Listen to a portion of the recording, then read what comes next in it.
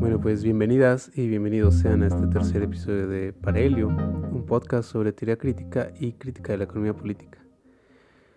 Bueno, pues hoy vamos a hablar de un tema que pues despierta muchísimo interés entre propios y extraños, probablemente debido a su tan infame carácter, ¿no? Me refiero al tema de los fraudes y las estafas, pero vamos a tratar de abordarlo como un medio para introducirnos ulteriormente a la concepción marxista de las finanzas, que veremos en el episodio que viene. Parelio es un podcast que está dedicado a la discusión de ideas que giran en torno al marxismo, pero que tienen resonancia en la discusión teórica y política actual. El podcast es parte del proyecto Imaginación Política, Lenguajes y Modos Experienciales del Despojo, que está a cargo de la doctora Zenia Llévenes Escardó, del Departamento de Humanidades de la UAM Coajimalpa. Bueno, pues mi nombre es Yankel Peralta García, soy doctor en Filosofía por la UNAM y actualmente realizo una estancia postdoctoral en la UAM Coajimalpa bajo la asesoría de la doctora Llévenes. En los controles y como moderador nos acompaña Pablo Javier Valle, pasante en Filosofía por la UNAM. Y bueno, sin mayor preámbulo, pues comencemos. Nos referimos hoy, por supuesto, al fraude y a la estafa financieras y a lo que uno y otra pueden decirnos de las relaciones económicas en general, pero especialmente lo que podemos entender por crisis económica a partir de ellas, ¿no? Y es que en los fraudes y en las estafas puede llegar a ocurrir, aunque por distintas causas, algo que es característico de las crisis dinerarias regulares, a saber, la súbita falta de solvencia debida a la no correlación entre los valores nominales y los valores reales dentro del esquema financiero. Esta no correspondencia podríamos decir que es absoluta, ¿no? En el caso de las estafas propiamente dichas, como la de Ponzi o la de Madoff. Y es que en el caso de las estafas, que dicho sea de paso no son lo mismo que los fraudes, los valores reales en los que la gente invierte o que se supone adquiere simplemente no existen, ¿no? El único valor que una estafa pone en movimiento es el dinero mismo de las y los incautos. Sucede algo muy distinto con el fraude, en el que una persona moral o física legalmente reconocida omite o tergiversa la información relativa al valor real en cuestión. Este podría ser el caso de la burbuja de la compañía del Mississippi, ¿no? La que estuvo promovida por John Law, o del escándalo que envolvió a la compañía Enron. Vamos a platicar pues, ¿no?, de algunos notables casos históricos de fraude, pues con la intención de abrirnos paso a la naturaleza de las finanzas propiamente dichas. Pero para ello vamos a apoyarnos en gran parte en el libro Madoff y compañía, Vida y milagros de los hombres que cometieron los grandes fraudes financieros de la historia del capitalismo. Se trata de una compilación de textos que fue preparada por la editorial Errata Natura en el 2012 y que cuenta con la colaboración de muchos autores.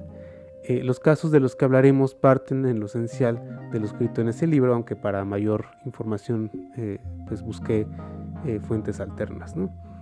Anticipemos que lo que el fenómeno de los fraudes y las estafas financieras pone de relieve es el hecho de que el valor económico no puede ser creado, diríamos, por decreto o por mecanismos de acuñación nominal.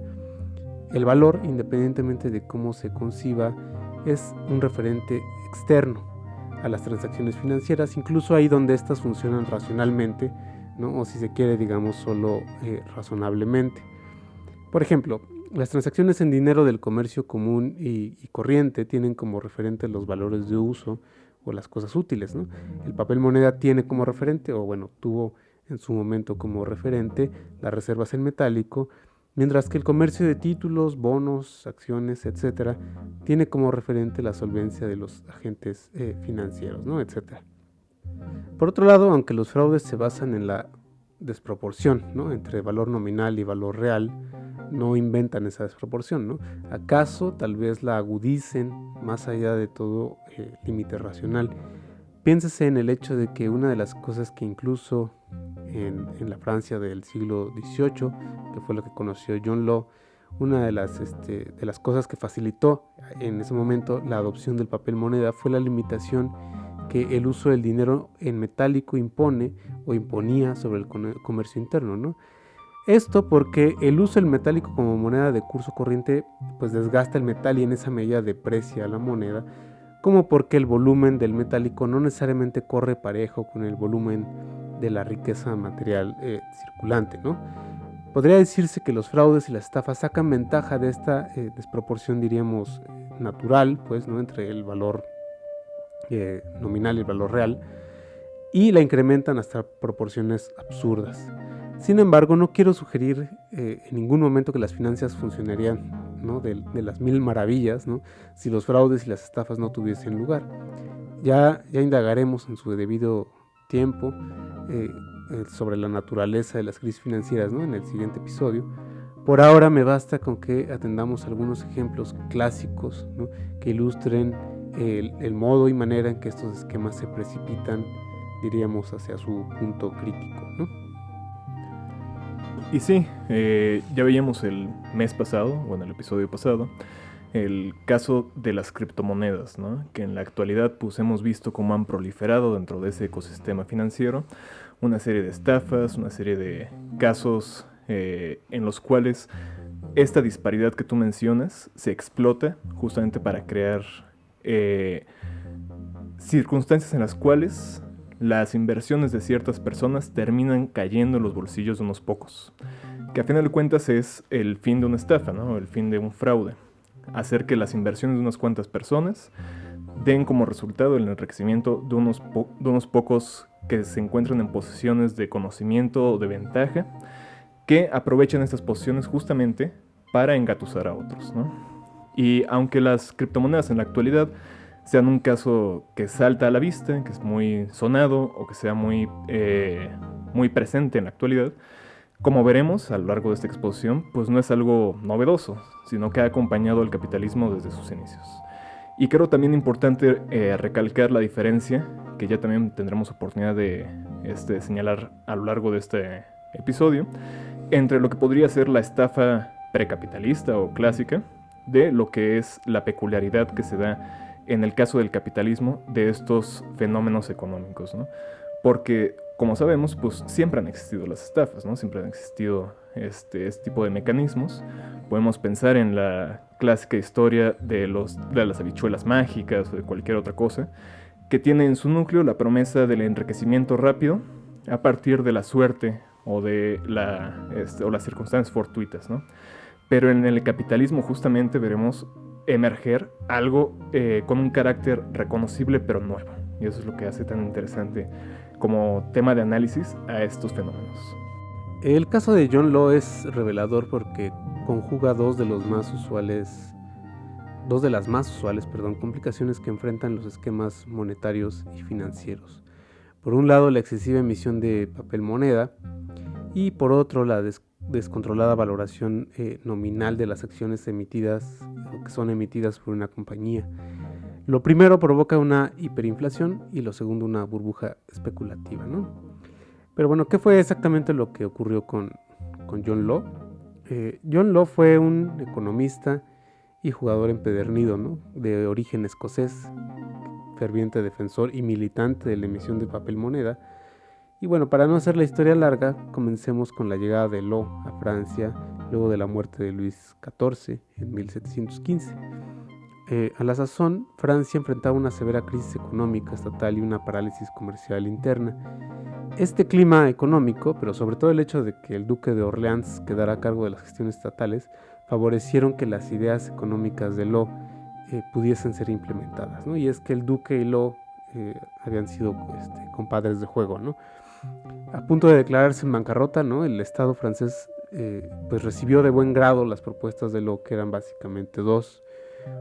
La primera, la creación de un banco privado con facultades para emitir papel moneda respaldado por el Estado, y la segunda era la creación de una compañía que gestionaría el comercio y la minería de las colonias francesas en Norteamérica.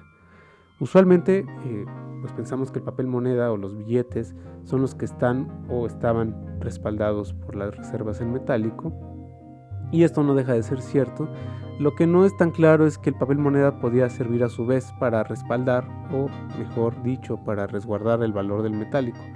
Uno, porque lo pone a salvo de la circulación y en esa medida del desgaste, y dos, porque pone el valor del metálico a salvo de la depreciación concomitante, ¿no?, que se sigue de la incesante acuñación.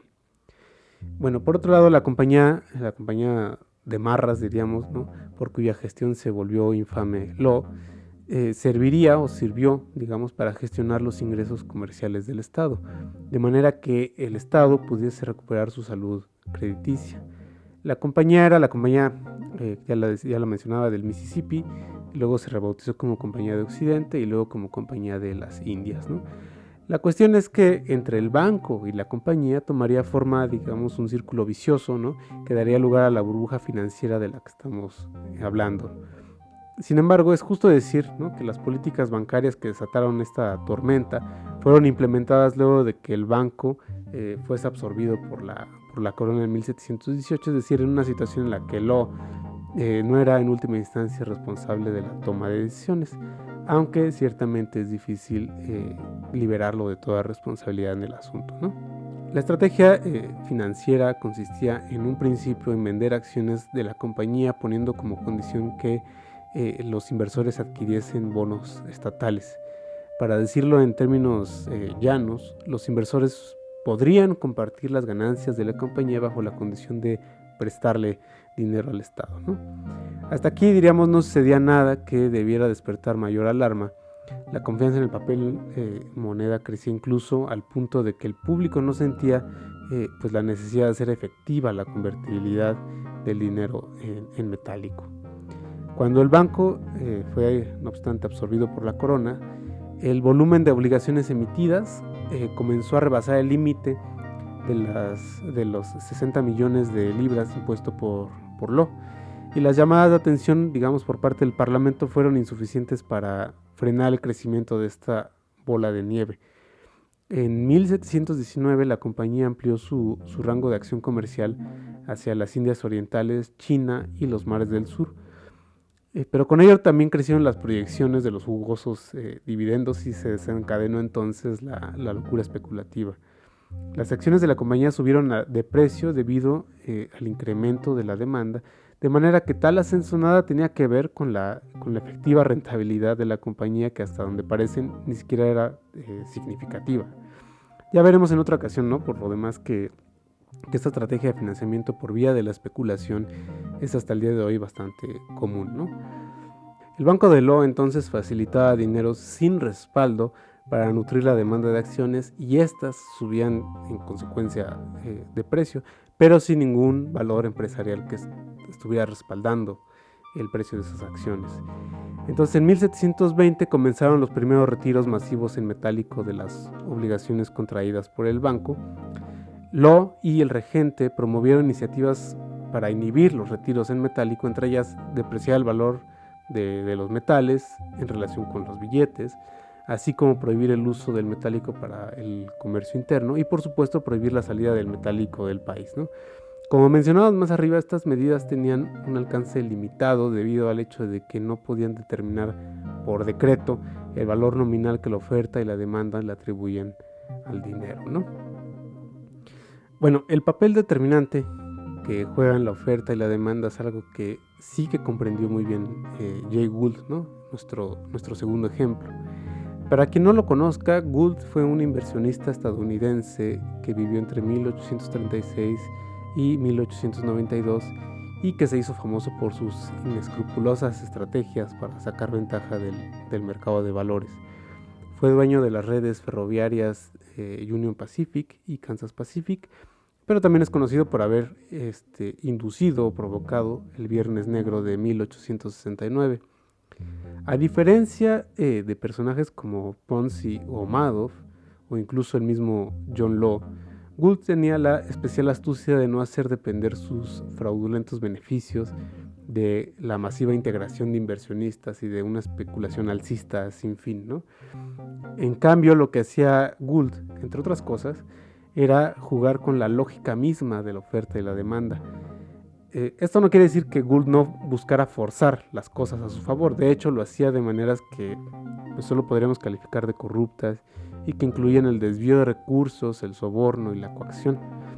Por estos medios se hizo, por ejemplo, del control de la compañía ferroviaria Erie. Sin embargo, aquí solo me voy a referir al pánico del oro de 1869. Bueno, luego de que del término de la Guerra Civil estadounidense, el presidente Ulysses Grant tenía especial interés en reducir el volumen de papel moneda circulante para de este modo regresar para efectos prácticos, ¿no?, al uso exclusivo de la moneda metálica. Esto provocó que aumentara la oferta de oro a bajo precio. Entonces, con recursos de la compañía ferroviaria Erie, Gould acaparó el mercado del oro y creó un escenario de escasez artificial que elevó su precio, ¿no? Su plan de Gould, sin embargo, era definir una posición corta, es decir, vender su oro antes de que la Reserva Federal emitiera más metálico y bajara naturalmente el precio. De manera que, por un lado, Gould incentivó a sus conocidos en Wall Street para que hicieran compras en oro, mientras que por otro lado sobornaba a funcionarios públicos para que le informaran, le dieran información privilegiada, pues, ¿no?, sobre el momento en que el gobierno federal pondría en circulación más oro. De este modo, Gould podría vender antes de que comenzase la caída del precio. Entonces, mediante este esquema pudo amasar un beneficio no menor a 50 millones de dólares a costa de los inversores de Wall Street, pero también, por supuesto, a costa de la circulación dineraria corriente. Lowe y Gould son ejemplos de la secular, ¿no?, en este sentido son ejemplos de la secular tendencia de la clase capitalista a extraer beneficios con independencia de la ganancia industrial empresarial propiamente dicha, ¿no? En teoría, se supone que el valor de las acciones tendría que estar determinado por la estimación de sus potenciales dividendos, es decir, con base en la ganancia pues, empresarial. Pero uno y otro ejemplo muestran que una empresa puede muy bien reportar utilidades por la pura compraventa de acciones en el mercado de valores. Por supuesto, esto tiene un límite, ¿no?, a saber, el límite impuesto por la ganancia empresarial en cuanto tal, toda vez que si el margen entre la ganancia y el valor en acciones de la empresa es lo suficientemente amplio como para no guardar ninguna correlación, el valor de las acciones necesariamente se precipitará en algún punto. En el caso de Gould, esto sucedió muchísimas veces con la compraventa de acciones de sus firmas ferroviarias. Pero hoy vemos que se trata de un recurso harto usual, sobre todo desde los años 80 del siglo pasado, cuando dio comienzo la desregulación financiera. El ejemplo más vivo hoy, ¿no?, es quizá Elon Musk, ¿no?, que pues de Tesla no obtiene ganancias más que por la especulación con sus acciones, por la venta de los créditos de carbono y por la compraventa de criptomonedas, ¿no? Pero bueno, es un ejemplo en el que no me voy a detener. En cambio, quisiera hacer alusión al caso ya clásico de la empresa energética Enron, tal vez el paradigma de esta deriva financiera del capitalismo contemporáneo. Durante las décadas de 1980 y 1990, el principal objeto comercial de la empresa era la generación y distribución de energía eléctrica. Sin embargo, desde mediados de los 90, Enron comienza su giro comercial como intermediario o broker de contratos energéticos. Si para finales de los años 80 Enron obtenía el 88% de sus ingresos de su actividad industrial, para el año 2000 el 95% de sus ingresos provenía de sus transacciones financieras. Todo parece indicar, sin embargo, que este giro no fue simplemente producto, diríamos, del natural devenir de la empresa, sino que estuvo motivado por la necesidad de disimular sus crecientes pérdidas. La apuesta de Enron era compensar tales pérdidas mediante ingresos provenientes de instrumentos financieros, pero esto supuso, entre otras cosas, comprometer el capital fijo de la empresa para adquirir préstamos que luego serían presentados fraudulentamente como ganancias. Esto le permitió a Enron valorar sus acciones de manera artificial al punto de que estuvo rankeada entre las firmas con mayores rendimientos de finales de los 90. El mecanismo pues consistía en hacer que empresas que estaban constituidas ex profeso para el endeudamiento fuesen los vehículos, ¿no?, con los que este endeudamiento pudiese quedar contablemente maquillado. En todo caso, lo que he querido enfatizar es que la ganancia financiera se mueve en los límites impuestos por un valor económico externo, un límite que fraudes como estos solo ponen de relieve. Cabría preguntarnos qué es lo que determina ese valor y qué es lo que mueve a las firmas a intentar moverse por encima de este límite. Para la teoría marxista, ¿no?, este valor no es otra cosa que la riqueza mercantil producida por el trabajo humano, ¿no?, por la masa de asalariadas y asalariados, mientras que los instrumentos financieros sirven solamente para transferir monetariamente ese valor de un lado al otro, ¿no?, de manera que no producen más ganancia, pues, ¿no?, que la que ya está objetivada o ya existe. Sin embargo, la tendencia de la clase capitalista a hacer depender en mayor medida sus ganancias de los instrumentos financieros, es decir, de las transferencias de valor, tiene que ver, según creemos, desde el punto de vista marxista, con la otra tendencia a la caída de la ganancia real medida en términos de valor trabajo, ¿no? Y esta caída, más que la desregulación financiera, es la causa, por lo menos para la teoría marxista, es la causa de las crisis económicas. Todas estas cuestiones son, no obstante, tema del siguiente episodio. Y sí, yo creo que en el caso de John Law se ve justamente esto de lo cual hablaba acerca de la diferencia entre la estafa antigua o la idea de conseguir beneficios supernumerarios a partir de ciertas cualidades de los objetos, a la estafa típicamente capitalista o esos esquemas típicamente capitalistas, ¿no?, donde en el caso de nuevo de las habichuelas mágicas, lo que produce el enriquecimiento es una cualidad de la habichuela, su ser mágico. En el capitalismo, en la moneda o en el billete que empieza a emitirse con John Law en Francia, se despegan las cualidades físicas o cualidades concretas de los objetos, que podría ser en el caso del metálico, su escasez relativa, su relativa también estabilidad, el que sea más, el que se conserve mejor que, por ejemplo, el cacao o la madera u otras cosas. Justamente en el billete o en la nota bancaria, estas cualidades dejan de importar y se convierten simplemente en símbolos. Y este carácter simbólico, que empieza a tener una primacía cada vez más importante en la economía capitalista, hasta llegar a los derivados, a los swaps y a estos instrumentos financieros de los cuales Enron se aprovecharía, es justamente en donde se crea ese abismo, esa diferencia, donde la esperanza del enriquecimiento puede manifestarse y empezar a crecer, ¿no? Es justamente en esa cualidad sutil, casi intangible, que tienen a veces las economías especulativas, que se crean estos espectros de esperanza, donde la gente invierte su dinero esperando réditos o retornos desmedidos con relación a las actividades económicas reales de las empresas en las cuales están invirtiendo, ¿no? En el caso de John Law podríamos decir que se da en un periodo temprano del capitalismo, en un periodo temprano de las finanzas, donde la teoría económica que respaldaba ese tipo de actividades, ese tipo de política económica en Francia, todavía no se había probado y por lo tanto podría excusarse en el sentido de que todavía no sabían los efectos reales que podía tener, a pesar de que en la época de Law sí hubo mucho debate y hubieron voces que disintieron de la política que John Law proponía, pero podríamos decir que la ingenuidad de la época pues en cierta medida justifica o explica la euforia con la cual la gente se lanzó a comprar las acciones de esta compañía, ¿no?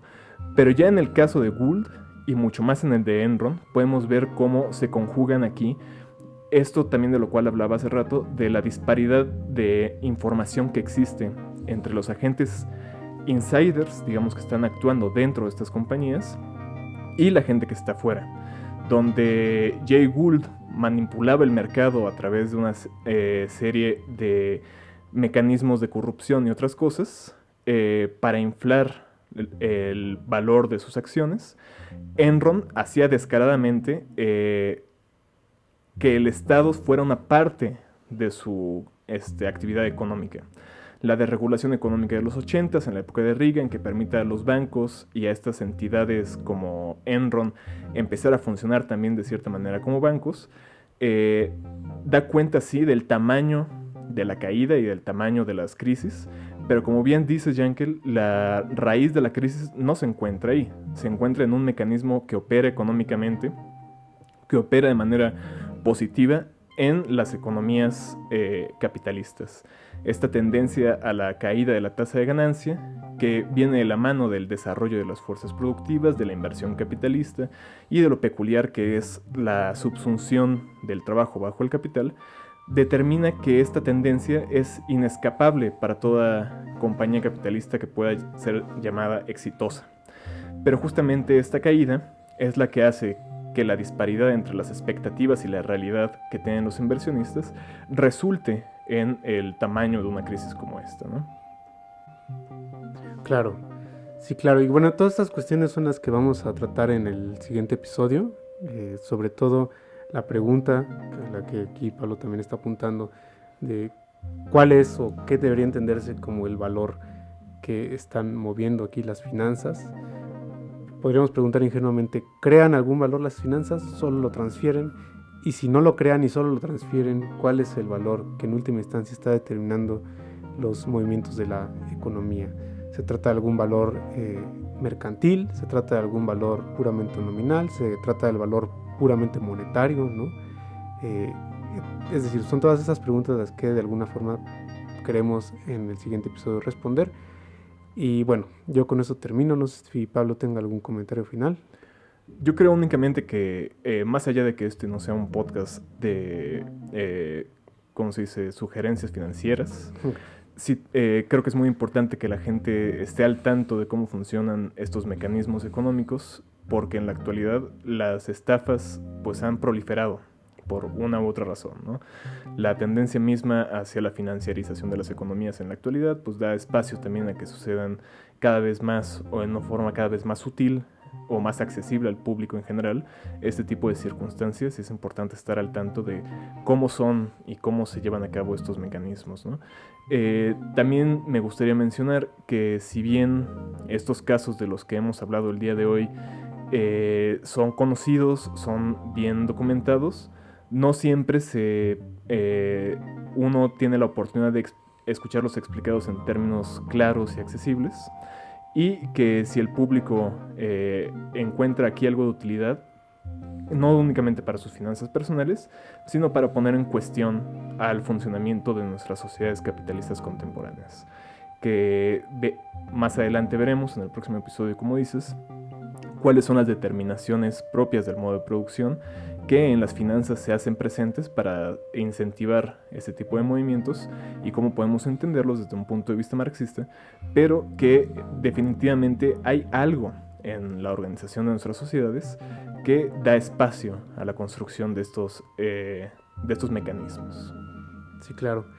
Bueno, pues muchas gracias a todas y a todos los que se tomaron el tiempo de escucharnos, a Pablo por el apoyo y a la doctora Llévenes por su respaldo institucional. No se olviden seguirnos en YouTube, en Instagram, en Spotify, en TikTok y en Facebook. En Facebook, claro. Y ya tenemos página de Patreon, ¿no? También. Sí, también pueden, si ustedes gustan y si tienen la oportunidad, visitar nuestra página de Patreon para observar las cosas que ahí tenemos, y si ustedes de nuevo tienen la posibilidad, regalarnos una pequeña donación que nos ayude a continuar con este proyecto, desarrollarlo y en el futuro hacer otras cosas. Bueno, pues nos vemos en el siguiente episodio para hablar del capitalismo financiero desde el punto de vista de la teoría marxista. Hasta la próxima. Gracias.